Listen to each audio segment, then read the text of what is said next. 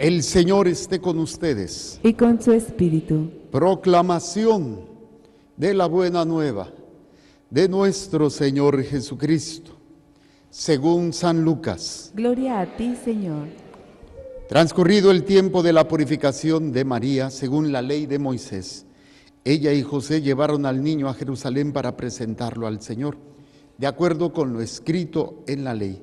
Todo primogénito varón será consagrado al Señor. Y también para ofrecer, como dice la ley, un par de tórtolas o 2 pichones. Vivía en Jerusalén un hombre llamado Simeón, varón justo y temeroso de Dios, que aguardaba el consuelo de Israel. En él moraba el Espíritu Santo, el cual le había revelado que no moriría sin haber visto antes al Mesías del Señor.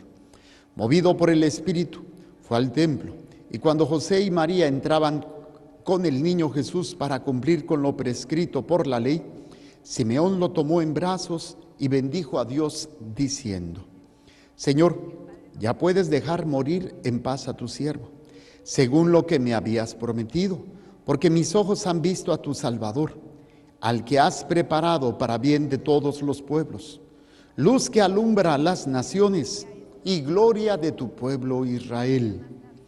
El padre y la madre del niño estaban admirados de semejantes palabras.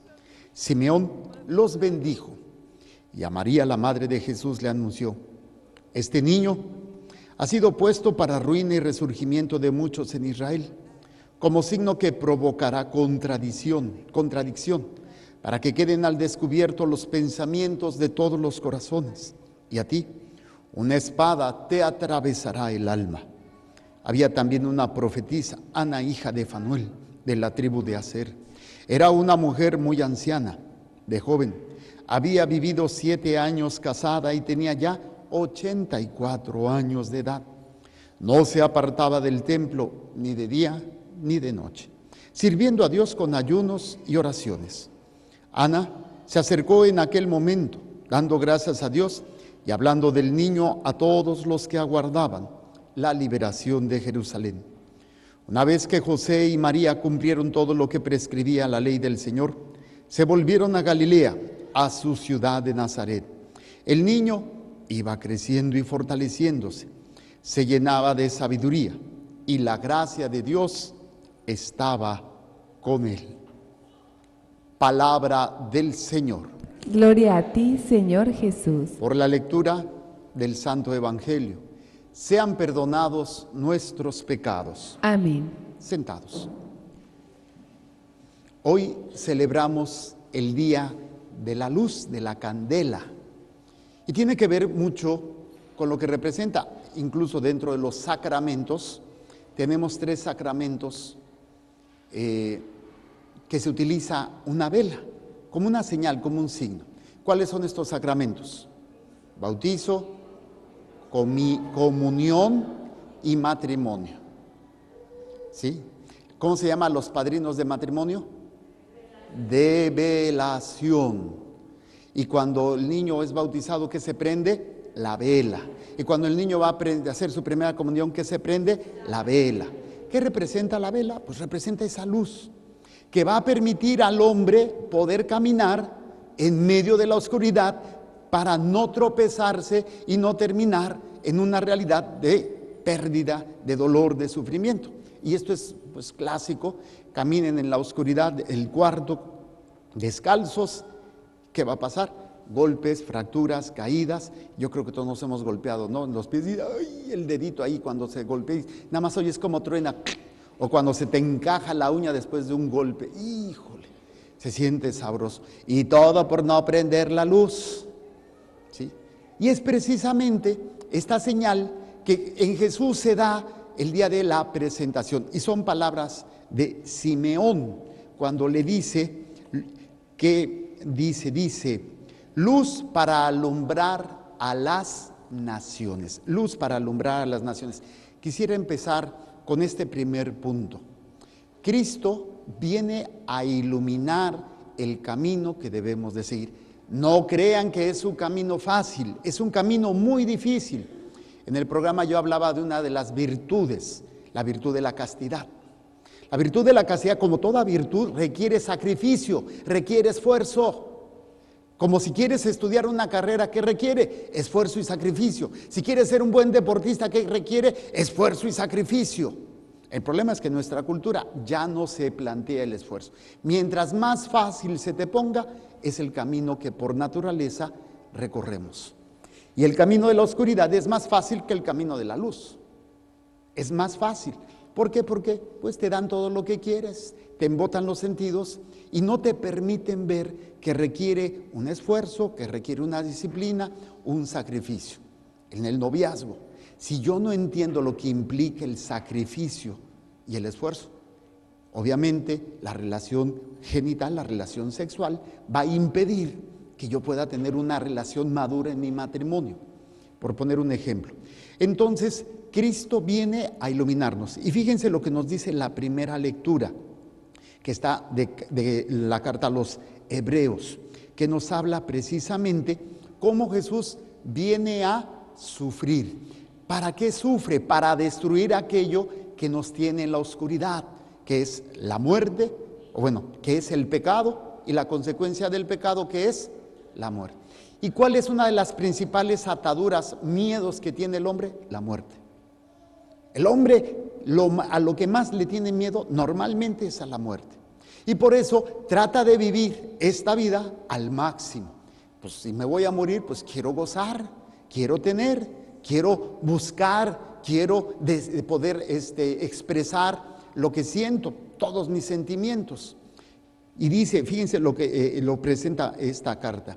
Jesús quiso ser de nuestra misma sangre para destruir con su muerte al diablo, que mediante la muerte dominaba a los hombres. Esto requiere luz para entender. Por eso es precisamente Cristo lo que viene a darnos, esta luz de entendimiento, esta luz de fe, que es lo que el hombre tiene más miedo, es a la muerte. Y en ese miedo, pues, nos tiene controlado Satanás. Y es cuando dice: y para liberar a aquellos que por temor a la muerte vivían como esclavos toda su vida. Aparentemente el hombre que hace lo que quiere es libre, aparentemente, pero verdaderamente es esclavo de lo que hace. Una persona que le preocupa el dinero, ¿de qué es esclavo? Del dinero. Aquella persona que le preocupa ser feliz, y una felicidad que está fundamentada en el estar yo bien, en que yo no sufra, es esclavo de eso. Y al ser esclavo no es libre. El que le gusta o vive por el placer sexual es esclavo de eso. Entonces, de alguna manera, cuando viene el Señor, viene a liberarnos, a darnos una luz. Y lo dice más adelante. Dice: no vino a ayudar a los ángeles, sino a los descendientes de Abraham. Por eso tuvo que hacerse semejante a sus hermanos en todo, para hacer llegar a ser sumo sacerdote, misericordioso y fiel en las relaciones que hay entre el hombre y Dios, y expiar así los pecados del pueblo, como él mismo fue probado por medio del sufrimiento. Y esto es una de las cosas que más miedo le tenemos: sufrir. Y hay diferentes formas de sufrimiento, hay diferentes formas del dolor, ¿sí? Dice: solamente aquel que ha sufrido puede ayudar al que está sufriendo. Entonces Jesús quiere vivir esa experiencia para ayudar a todos los que están sufriendo, o los que hemos sufrido, o los que vamos a sufrir. Y hay diferentes formas de sufrimiento. Tenemos el sufrimiento físico. Levante la mano, ¿cuántos están enfermos ahorita, que tengan alguna enfermedad?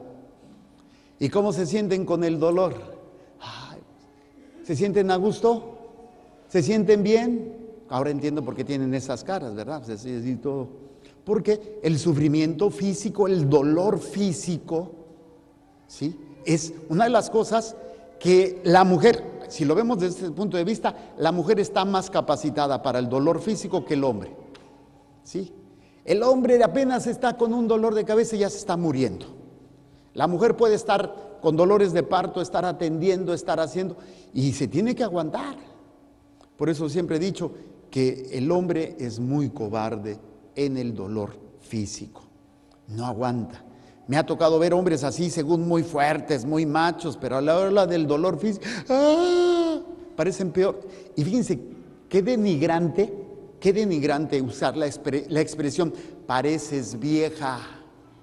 Al contrario, deberíamos de parecernos a las mujeres en eso, ¿sí? Más bien cuando chillas, pareces hombre. Sí, oye, eso es un fracaso. ¿Por qué se ofende a la mujer cuando llora el hombre? ¡Ay, pareces vieja! ¿Cómo quisiera tener yo la fuerza y la resistencia de una mujer ante el dolor físico? Increíble, de verdad. Si los hombres y las mujeres se turnaran en tener hijos, las familias no pasarían de 2. Les aseguro, porque el primer parto lo tiene el hombre, capaz que se muere. De verdad, capaz que se muere, no aguanta, no aguantamos, no tenemos esa resistencia. La mujer tiene una resistencia al dolor increíble. Ese es el primer nivel del sufrimiento del dolor. Vamos al segundo, el dolor del corazón. Ahí la mujer es donde sale perdiendo. Con todo respeto, el hombre es más baquetón. Sí, el hombre en ese sentido, como que sí duele el corazón, pero la mujer es puro corazón, ¿sí o no? Y en el corazón cometen cada burrada las mujeres. Primero le eché a los hombres, ahora le voy a echar a la mujer. La mujer en el dolor del corazón hacen muchas burradas. Voy a poner un ejemplo. Ver sufrir a un hijo, ¿les duele el corazón, sí o no? ¿Y qué es lo que hace la madre? Hace todo lo posible para que su hijo no sufra, ¿sí o no? Y ahí ya le están regando. Porque les dicta más el dolor. Y si lo analizamos, al final de cuentas, ¿en quién están pensando? ¿En ustedes o en sus hijos? En ustedes. Son egoístas. ¿Y saben por qué? Es que yo no lo quiero ver sufrir. Entonces, ¿en quién estás pensando? Ya ven, el dolor del corazón. También a los hombres, hay muchos hombres en ese sentido, pero por poner algún ejemplo, dolor físico, dolor del corazón. ¿Cuál es el tercer dolor? Y es el más intenso, más que el físico y más del corazón. ¿Cuál es? Del alma. Incluso, que es las palabras que Simeón le dice a la Virgen María: y una espada atravesará tu alma. ¿Cuál es el dolor del alma? El dolor del alma puede juntar el dolor físico y el dolor del corazón, pero es más intenso y se los voy a explicar. María tenía el poder para evitar que su hijo sufriera. ¿Lo hizo? Ese es el dolor del alma. Saber que puedes hacer algo para que tu hijo o tu ser querido o tú no sufras, pero sabes que es necesario para la obra de Dios. Te duele el alma y lo ves sufrir, pero sabes que es necesario y te avientas y confías. Porque está la parte humana, está la parte física, está la parte del corazón, está la parte que dice no. Pero he aquí la esclava del Señor. Hágase en mí según tu palabra. Ese es el dolor del alma, donde puedes hacer algo diferente y que puede ser para otra persona, pero también para ti, en donde puedes hacerlo diferente, pero lo aceptas y lo entregas, porque está ese conflicto y terminas haciendo lo que le agrada a Dios. Imagínense a mi Madre Santísima con su hijo, que pudo habérselo llevado y decir: no, este es mío y me lo llevo y que no haga nada de eso. O al menos decir: oye hijo, mira, vámonos, te van a matar. El dolor del alma, donde sabes que tiene que sufrir para alcanzar la meta.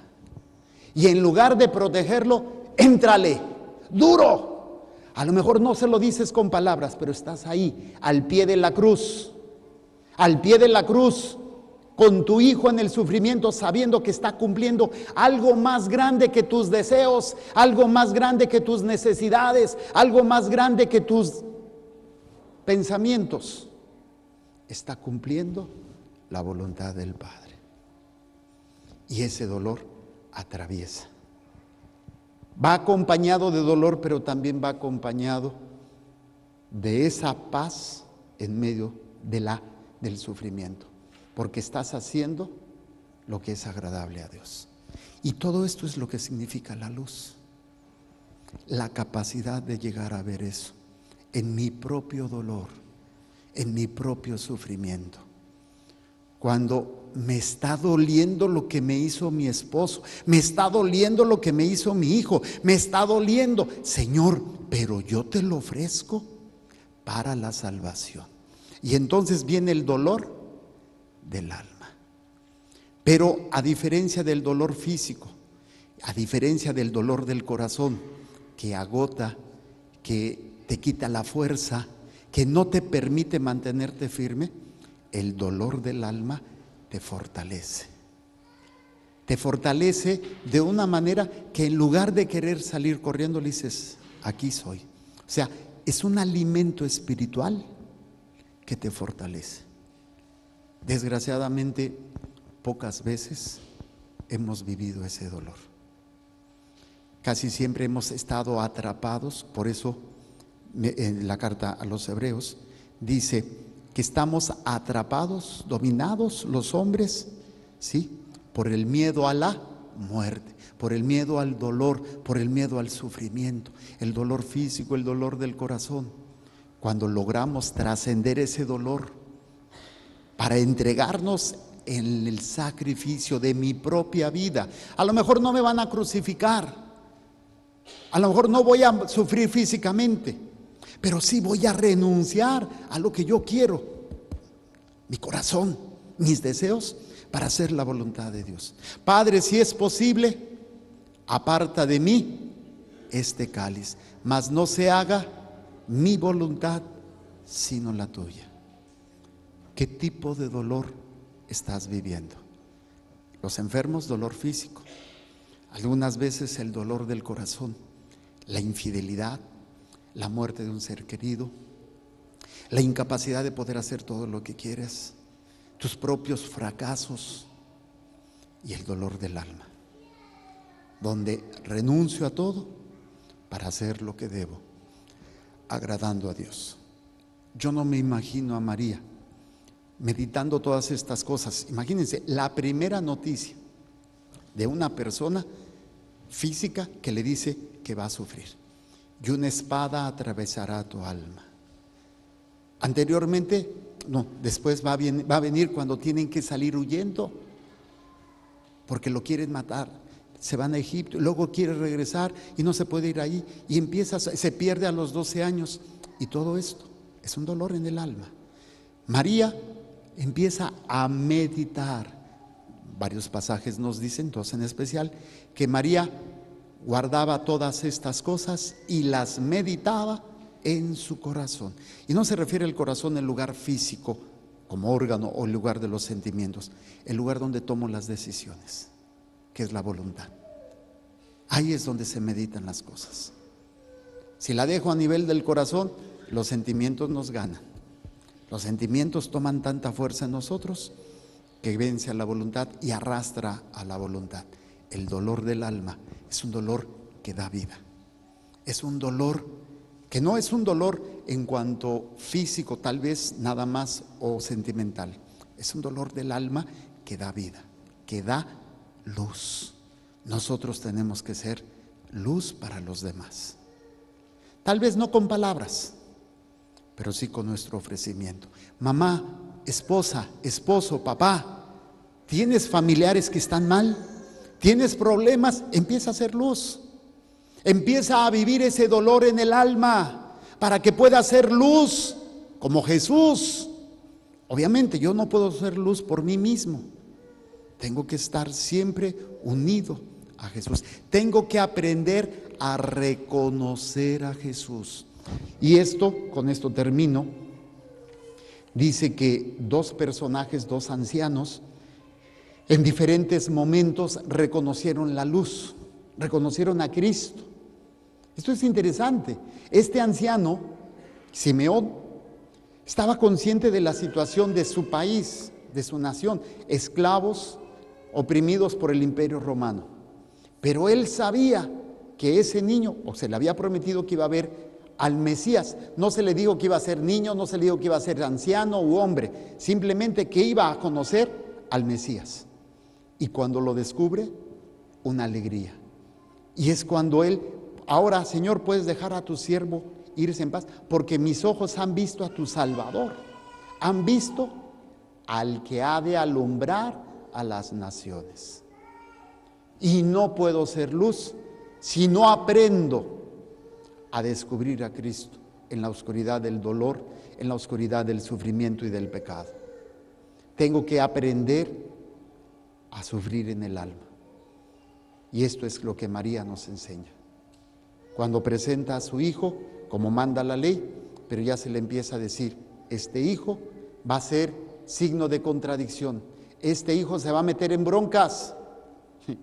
Imagínense, cuando a tu hijo, oye, es que tu hijo se metió en un problema, la angustia de una madre, lo reportaron, te mandan llamar de la escuela porque tu hijo se peleó. Nada más les veo las caras a las mamás, que está tu hijo en el hospital, tuvo un accidente, que tu hijo está en la cárcel, atropelló a alguien, que tu hijo estaba borracho y se metió en una bronca y está ahorita detenido. Toda esa angustia. Obviamente aquí María le dicen, tu hijo, dice, este niño ha sido puesto para ruina y resurgimientos de muchos en Israel, como signo que provocará contradicción, para que quede al descubierto los pensamientos de todos los corazones. Cristo viene a darte luz. Si estás dispuesto, prepárate, porque vendrá el dolor del alma. Pero ese dolor del alma, en lugar de hacerte débil, te da fuerza, a tal grado de sacrificarlo todo, perderlo todo y tener paz en tu interior. ¿Cómo saber qué es dolor del alma? Porque hay alegría, gozo y paz en medio del dolor, en medio de las lágrimas, sabiendo que estás haciendo lo que le agrada a Dios. Si no hay eso, probablemente sea un dolor nada más del corazón o un dolor físico. Tenemos que llegar a esa madurez y que el Señor en esta luz nos guíe en este caminar. Vamos a pedirle a Dios que nos conceda esto en esta oración, en este santo sacrificio. Vamos a presentar el pan y el vino. Los que gusten pasar a hacer su ofrenda, bueno, pónganse de pie para bendecir sus ofrenda y todo lo que ustedes a través de ese trabajo, esas ofrendas, le presentan hoy a Dios. Señor, derrama tu gracia y tu bendición en estas manos para que tu divina providencia se extienda en cada instante y momento para que nunca nos falte casa, vestido y sustento. Y a la hora de la muerte, Santísimo Sacramento. Los que van a hacer su ofrenda pasen, los demás se sientan.